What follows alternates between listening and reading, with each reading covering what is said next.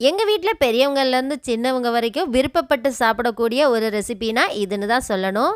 ரசம், sambar, variety rice எது பண்ணினாலும் இதை செஞ்சு கொடுங்கன்னு கேட்டுருவாங்க. அந்த ரெசிபியை இப்போ எப்படி செய்யுதுன்னு பார்க்கலாம் வாங்க. வெல்கம் டு சல்காஸ் கிச்சன். இப்போ நம்ம செய்கிறதுக்காக 4 உருளைக்கிழங்க நல்லா மீடியமான ஹீட்டில் வச்சு நல்லா மசிகிற அளவுக்கு இந்த மாதிரி நான் வேக வச்சு எடுத்துகிட்டு வந்துட்டேன். வேக வைக்கும்போதே கொஞ்சமாக உப்பும் சேர்த்துக்கோங்க. அது தோல்கள் எல்லாத்தையுமே நல்லா உரித்து எடுத்துருங்க. அதுக்கப்புறமா இந்த மாதிரி பீசஸாக கட் பண்ணிக்கோங்க. ரொம்பவும் பொடிசாக வேண்டாம், இந்த அளவுக்கு இருந்தால் சரியாக இருக்கும். நம்ம வெந்துட்டு இருக்கும்போதே கொஞ்சமாக மசிச்சு விட்டுக்கலாம். இப்போ இது ஓரமாக இருக்கட்டும். கடாய் ஒன்றை ஹீட் பண்ணிவிட்டு அதில் 3லேருந்து 4 டேபிள் ஸ்பூன் வரைக்கும் ஆயில் விட்டுக்கலாம். கடுகு, உளுந்து 1/4 டீஸ்பூன், ஜீரகம் 1/4 டீஸ்பூன் சேர்த்துக்கோங்க. நான் எந்த ரெசிபி செஞ்சாலும் ஜீரகம் சேர்த்துக்குவேன். அந்த டேஸ்ட் எனக்கு ரொம்ப பிடிக்கும்.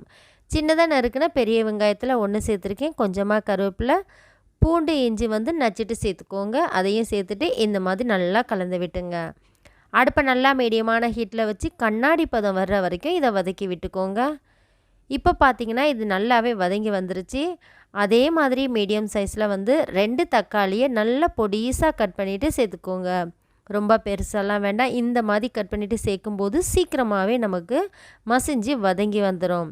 இப்போ 1/2 ஸ்பூன் உப்பு, 1/4 டீஸ்பூன் மஞ்சள் தூள், காரத்துக்கேற்ப மிளகாய்த்தூள், கரம் மசாலா 1/2 ஸ்பூன். இப்போ நம்ம இது எல்லாத்தையும் சேர்த்துட்டு அடுப்பு நல்லா மிதமான ஹீட்டில் வச்சு இந்த மாதிரி கலந்து விட்டுக்கோங்க. நல்லா ஆயில் பிரிஞ்சு வரணும், அது வரைக்கும் நல்லா இதை வதக்கி விட்டுக்கோங்க. ஹையில் வச்சு குக் பண்ண வேண்டாம், சிம்மில் வச்சு தான் பண்ணணும். இப்போ இதில் 4லேருந்து 5 டேபிள் ஸ்பூன் வரைக்கும் தண்ணி சேர்த்துக்கோங்க. தண்ணியவும் சேர்த்துட்டு இது எல்லாத்தையும் நல்லா இந்த மாதிரி மசிச்சு விட்டுக்கோங்க. இந்த மசிச்சு விடும்போது அந்த மசாலா எல்லாம் தண்ணியில் இறங்கும். இந்த டைமில் நம்ம கட் பண்ணி வச்சுருக்கக்கூடிய உருளைக்கிழங்க சேர்த்துக்கலாம். தக்காளி, வெங்காயத்தில் எதுக்காக நம்ம தண்ணி ஊற்றணும் அப்படின்னா, அந்த தண்ணியில் மசாலா எல்லாமே இறங்கி நம்ம உருளைக்கிழங்க போடும்போது மசாலா எல்லாமே உருளைக்கிழங்குக்குள்ளே இறங்கி நல்ல ஒரு டேஸ்ட்டு கொடுக்கும். ஸோ அதனால தான் நம்ம ஒரு 4 டேபிள் ஸ்பூன் தண்ணி சேர்த்துருக்கோம். தண்ணியை சேர்த்ததுக்கப்புறம் இது எல்லாத்தையும் நல்லா கலந்து விட்டு 1-2 உருளைக்கிழங்க நல்லா கரண்டியை வச்சு நல்லா கொத்தி விட்டீங்க அப்படின்னா சின்ன சின்னதாக உடஞ்சி வந்துடும்.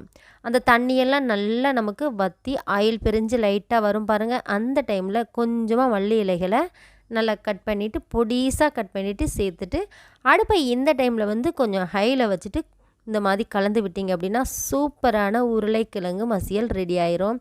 கல்யாண வீடுகளுக்கெல்லாம் போனால் கண்டிப்பாக இந்த ரெசிபி இருக்கும். அவ்வளோ அருமையாக இருக்கும். இதே போல் கண்டிப்பாக நீங்களும் ட்ரை பண்ணி பாருங்கள். ரொம்ப ரொம்ப டேஸ்ட்டாக இருந்துச்சுங்க. லெமன் சாதத்துக்கெல்லாம் எங்கள் வீட்டில் விரும்பி சாப்பிடுவாங்க. சாம்பார், ரசம் எல்லாத்துக்குமே செட் ஆகும்.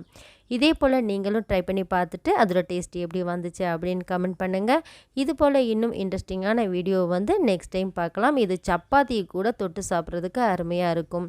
கொஞ்சமாக தண்ணி அதிகமாக ஊற்றுனீங்கன்னா சப்பாத்தி பொரிக்கு செட் ஆயிரும். ட்ரை பண்ணி பாருங்கள். பாய்.